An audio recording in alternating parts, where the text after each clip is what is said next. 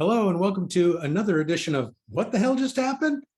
The vlog that'll never try and sell you an extended automobile warranty. I promise. I'm your host, Martin Ganipolar. In 1979, novelist Tom Wolfe wrote The Right Stuff, which was subsequently made into a movie by Philip Kaufman.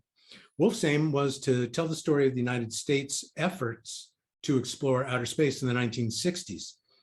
The title was based upon the idea that given the inherent danger of riding rockets up into space, only the bravest and most skilled pilots would be considered to become the first astronauts. They were said to be the only people who had the right stuff for that job. Since that time, this country's undergone a dramatic series of changes based upon our involvement in foreign wars, domestic civil rights struggles, economic upheavals, and now the brazen presence of white supremacist domestic terrorists who claim to represent what used to be best about our country. They do not. In America today, and for the first time in our history, 10% of our citizens control 70% of the money. This is why billionaires like Jeff Bezos, Elon Musk, Richard Branson have the cash to fully fund their own space programs as vanity projects, while the minimum wage back here on Earth remains the same as it was 12 years ago, $7.25. Do these rich white guys who fly their own vehicles up into space have the right stuff? They do not. On the first day of the House Select Committee to investigate the January 6th attack on democracy, 4 police officers were called to testify. In agonizing detail and with deep emotion, they recounted the events of the attack on the Capitol building on that day. In their testimonies, they talked about being beaten savagely with American, MAGA, and Confederate flags, while the attackers screamed hateful, racist epithets at the black cops. They tearfully spoke about how the crowd overwhelmed them, knocked them down, kicking, hitting them with hockey sticks, baseball bats, improvised clubs that they found on that day. One of the officers told the committee that several of the attackers told him, as they beat him down, that he would die on his knees that day. He yelled back to them the only thing that he could think of that might keep them from literally tearing him apart. He said, "I have kids."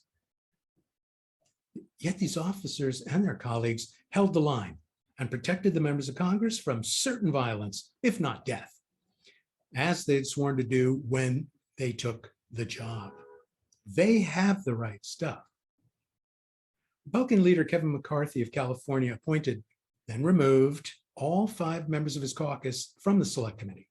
Only Republican Representatives Liz Cheney and Adam Kinzinger volunteered to remain on the committee. Though they both have impeccable conservative voting records, voting 90% or more with the former president, they felt compelled to get to the bottom of the worst political violence this country's experienced since the Civil War. Because of this decision, they've been all but ostracized from the Republican Party. Yet they continue to take responsibility for finding the truth about that day in January of 2021. They have the right stuff. Sometimes heroism is defined by daring acts of courage against daunting odds. This usually gets wide recognition and maybe a ticker tape parade. Sometimes it's simply the act of getting up and doing the right thing. Things like speaking out about the abuse of power by the governor of New York, or going to work for minimum wage, day after day to support a dependent family, or taking care of an elderly parent or a sick child for no money at all. Now, most of us won't be faced with a moment of decision that will change our lives, but as David Bowie once said, we can all be heroes if that's what we decide to be.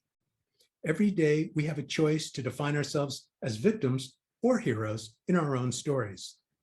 And because of that, we all have the makings of the right stuff. It's just up to us how we use it. Hey, thanks for taking a few minutes to watch this edition of What the Hell Just Happened. We'll be back to inform, entertain, and pontificate very, very soon. Bye for now.